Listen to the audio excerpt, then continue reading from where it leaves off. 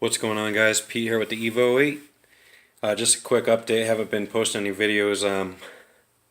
About a week ago I was out driving the car and it was running fine and everything, and I just changed the oil on it and everything, and I noticed when I'd get into boost it felt like it was kind of hesitating a little bit and not feeling it like it had all the power it normally does. So I took it home and kind of troubleshooted a little bit, tightened up all the charge pipes and stuff like that, made sure there was no boost leaks, and then I hooked up my laptop. It's got the AEM Infinity computer installed, so I did some data logging with it, make sure my fuel pressure and everything was good, and fuel pressure's doing exactly what it needs to be doing. So I went ahead and pulled off the coils. And this is running the K-Series coil and plug setup.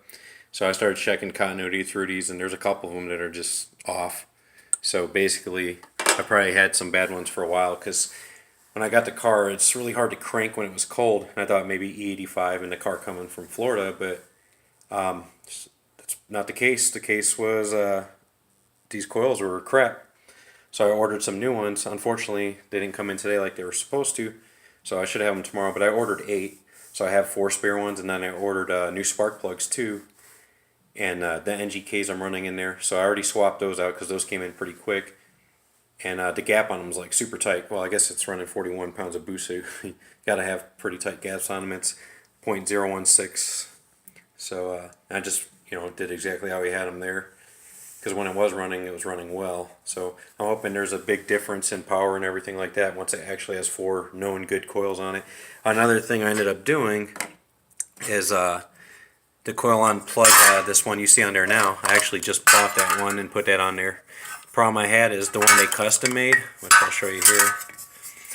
Here's the custom one that they had on there, and you could see they had these little like risers welded on there, which was cool in theory, but when I took off the coils and loosened them up and everything, they were barely on there, which means there was a gap that the spark had to jump from this portion even to hit the top of the spark plug, and then obviously the spark gap after that.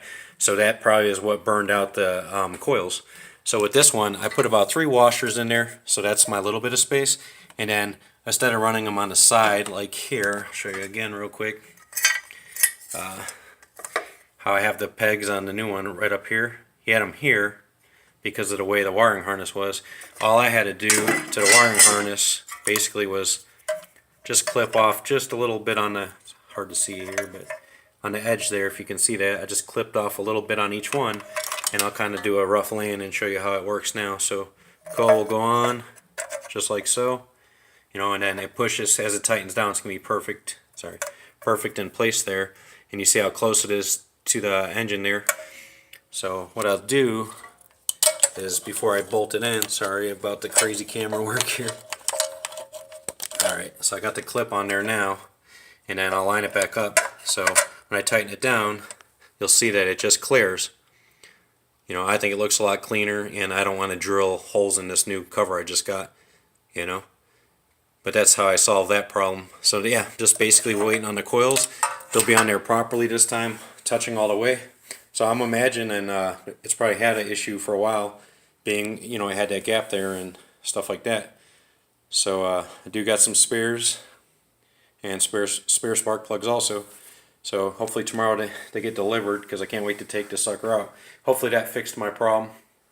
Another issue, I don't have it in my office, but had on the fuel rail here, you see I got like a brass plug in there. It had a fuel gauge, like a pressure gauge on there, and I noticed like a little of the oil, the dampening oil was leaking out, and I looked at it and the freaking seal was like kind of free floating in there. So I just went ahead and took it out, and doing some research, a lot of people say use them while you're tuning or whatever, but it's not really a good idea to leave them in there, because they can be a fire hazard, especially if the fuel blows through them. So I just took it out because I just used the AEM Infinity, and I could just live data log and check my fuel pressures and all that, so got rid of that, and yeah, tighten up all the charge pipes. Got on a trickle charger right now, but it's actually starting to get warmer here, which is a good thing. And what else do I got? I ordered a bunch of oil for it, basically 3 oil changes worth, and got a pretty good deal on it. So that's what I'm running in there, the 10W30. Came with this, the little crush washer for the oil plug on the drain pan, and it also came with some oil filters. So I got basically 2 full oil changes left on it, and it's some fresh oil in there now. So the oil I took out of there was so thin anyways, and I think it was just the oil they had in there when they did the break-in for the dyno when they rebuilt the motor and everything like that. So yeah, so like I said, I'm excited to get these coils on and take it out and see what you'll do. Hopefully that fixed the little problem it was having. I'm pretty confident it will, because there's some really bad readings coming through the coils.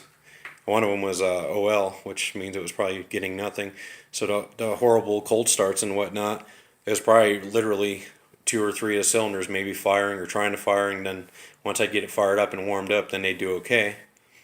So I'm pretty sure that's what my problem was, because the Grand National is E85, and if it's really cold out, I might have to crank it over twice, but it'll start right up. This thing, even at like 40 degrees, 50 degrees, I was sitting there cranking on it for a hot minute.